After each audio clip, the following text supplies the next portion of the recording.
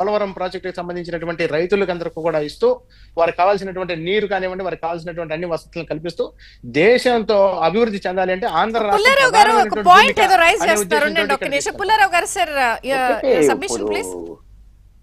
వారిద్దరూ చాలా చక్కగా చెప్పారు. నేను వేరే పర్స్పెక్టివ్ వేరే వ్యూ తేకపోతే కొంచెం బ్యాలెన్స్ ఉండదు కదా. సో చెప్పాలి అది, లేకపోతే నేను కూడా బీజేపీ ప్లస్ లేకపోతే టీడీపీ ప్లస్ మాట్లాడినట్టుగా ఉంటుంది. వాళ్ళు చక్కగా చెప్పారు, నేనేమి ఐ డోంట్ ఫైండ్ ఫాల్ట్. కానీ నేను ఇందాక చెప్పింది కూడా తప్పకుండా మన పిఎం డిస్కషన్ చూస్తే మెయిన్ థింగ్, మీ అన్ని శాంక్షన్ చేసినా ఏం చేసినా ధర పెరుగుదల ఎంత 500 రూపాయల నోట్ తీసుకుంటే కానీ ఈవేళ విలువ లేదు. మార్కెట్కి వెళ్ళి కూరగాయలు కొనుక్కోవాలన్నా ఆ 100 రూపాయల నోట్ వాల్యూ ఎలా ఉండేదో ఇప్పుడు 500 రూపాయలు. అది అడ్రస్ చేయాలి.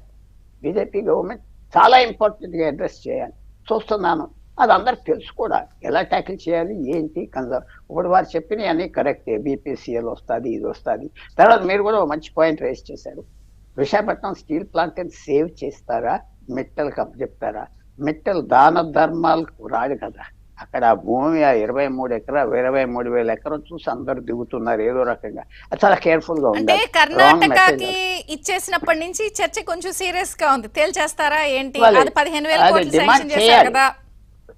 డిమాండ్ చేయాలి. ఎందుకంటే Visakhapatnam steel plant emotional issue Andhra Pradesh కి. పనిచేస్తుందా పనిచేయదా, తినేస్తున్నారా, అక్కడ లాభాలు రావట్లేదు, వేరే అది రిపేర్ చేయాలి. సో కొన్ని మంచి విషయాలు తీసుకొచ్చిన బేసిక్ గా గవర్నమెంట్ బీజేపీ అడ్రస్ చేయవలసిన ఇన్ఫ్లేషన్ వాళ్ళ చేతిలో ఉంటుంది. Inflation central government, state government ఏం చేయదు. ఎలా ఖర్చు పెడుతున్నావు, ఎంత ఖర్చు పెడుతున్నావు, ఎంత డబ్బు అప్పు తీసుకొచ్చి తోసేస్తున్నావు ఆర్బీఐ నుంచి, లేకపోతే ప్రింటింగ్ మెషిన్స్ పెట్టి కొడుతున్నారు, ఇవన్నీ ఉన్నాయి. అది అడ్రస్ చేయాలి. చేయకపోతే ఇది రివర్స్ వచ్చేస్తుంది. రివర్స్ వచ్చింది కదా, ధర పెరుగుదల వల్లే కదా జూన్ 2024 వల్ల అంత రియాక్షన్ వచ్చింది. ఎందుకంటే మిడిల్ క్లాసెస్ కి, ఈ అక్కడ ఉన్న మిత్రులు మిడిల్ క్లాసెస్ కి, లోవర్ మిడిల్ క్లాస్ కి ఏమిటి వచ్చేది చూస్తే అది నేను చాలా విచారంగా చెప్తున్నా. కంఫర్ట్ లేదు. రైతులకు కూడా 2 ఎకరాల వాళ్ళకి ఇస్తాం, ఎకరం. అది కాకుండా ఓవరాల్ గా కూడా సెంట్రల్ గవర్నమెంట్ ఇచ్చేటట్టుగా, ప్రతి రైతుకి ఇచ్చేటట్టుగా చంద్రబాబు నాయుడు గారు టేకప్ చేయాలి.